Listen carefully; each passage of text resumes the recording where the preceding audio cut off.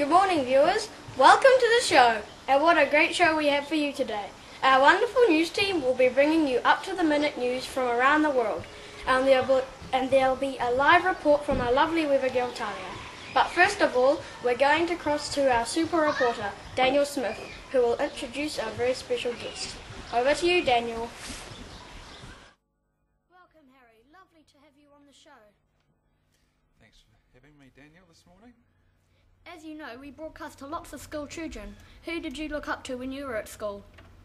Who did I look up to? Well, growing up, my dad, I always looked up to my dad when I was playing soccer. He was a volunteer coach in early days in my soccer team. So I'd have to say my dad, and probably another famous New Zealand soccer player called Winton Rufer. How old were you when you first realised you wanted to play football professionally? I would have been about 10 or 12 years old. At school, I always played soccer at school. It was a sport I played at lunchtime. It was a sport I played after school. It was a sport I played in the weekend. So I was pretty passionate about soccer from an early age. Did you ever think of playing a different sport? I played a lot of cricket at school. I played a lot of basketball. But when I decided that I wanted to play soccer as a job, then I had to focus all my attention just on one sport at that stage. Too many sports meant too many different times for my mum and dad, too many different things to sort out, so one sport made it very simple. Of course you represented New Zealand playing for the All Whites. How did it feel to wear that jersey? It was very special. I remember the first time I played for New Zealand was a game in England against an English club team, and I was very nervous before the start of the game. I scored on my debut, which was a big bonus for me, but I played for New Zealand 33 times, and each of those 33 times was a very special moment.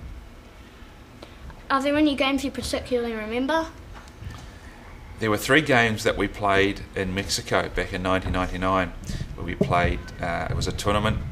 We played the USA, we played Germany, and we played Brazil.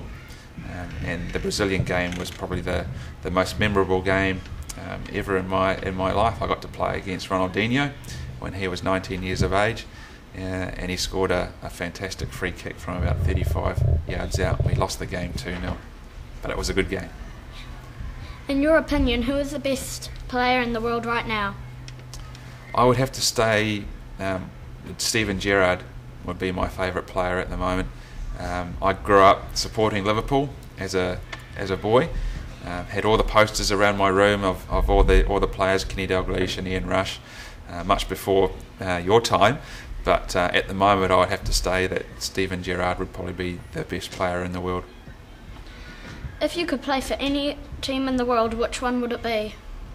It would be Liverpool, because like I said, it was the team I grew up supporting, and another team that I supported later on in my career was an Italian team called Juventus, and I played for 3 Italian clubs in Australia, and again I went to Italy a few years ago and watched some games over there, and again it was a very special moment.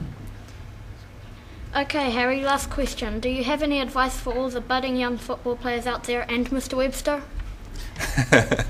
I hear Mr. Webster's not a bad footballer, but for those budding young footballers out there, I'd have to say to practice as much as you can. If you need to be, it's like everything, I suppose, even at school, Daniel, if you want to be good at something, you have to practice and practice every day. So as a young soccer player, get out and practice as much as you can. In the backyard, at home, or at school. It's lots of fun. Well, thank you so much for coming on the show today. Harry is going to help us with the special birthday announcements later on in the show, but now it's time to cross to the news desk for a roundup of today's headlines.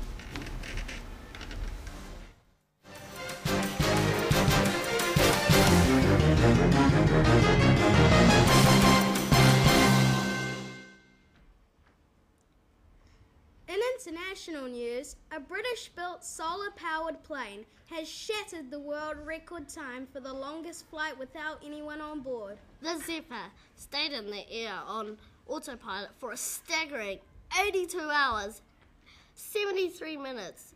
It's about 3.5 days.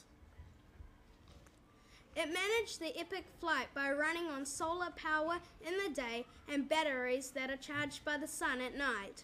But despite smashing the old record of 30 hours, 24 minutes, a spokesman said it wouldn't count because they hadn't met all the rules to make it official.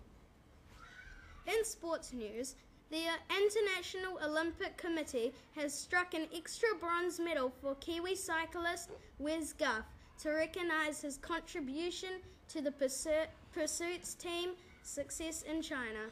A surprise scarf was presented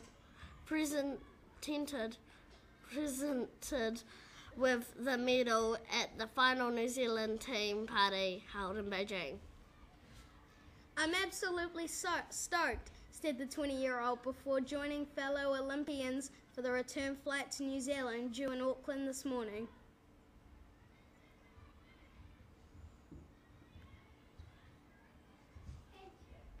Okay, time for the quiz. Oh yes, yesterday's question was... In 1999, Michael Johnson became the world record holder of which track event? His time was 43.18 seconds. The clue to the answer was the time 43.18 seconds. And nobody got the right answer. It was the 400 metres. And now for today's question. Today in 1859, the world's first successful well of this kind was started in America. What was it drilling for? Answers on a piece of paper with your name and room number to room 13, and we'll announce the winner on tomorrow's show. And now, I think it's time to cross over to our lovely weather girl, Talia. Talia, are you there? No, I'm not.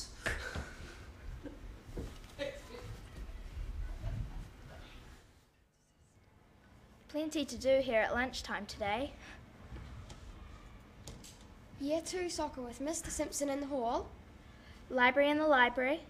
Senior Polynesian in the media room. Super kids in the art suite. Computers with Mr. Pilkington.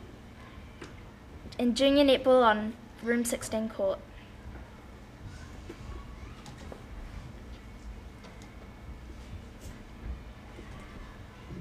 Now it's birthday time. Harry, would you like to read out the names of all the birthday people at Matapo this week?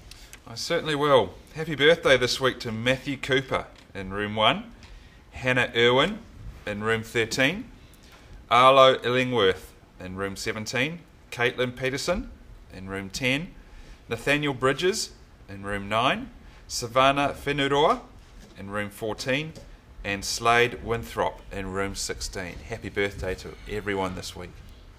Happy birthday, everyone. There's a piece of extra special birthday cake being carried to you as we speak.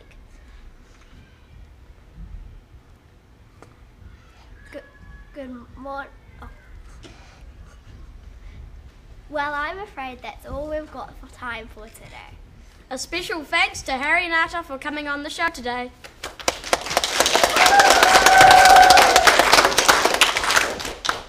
Tune in tomorrow for more news and chat. But until then, Good morning, Matapo.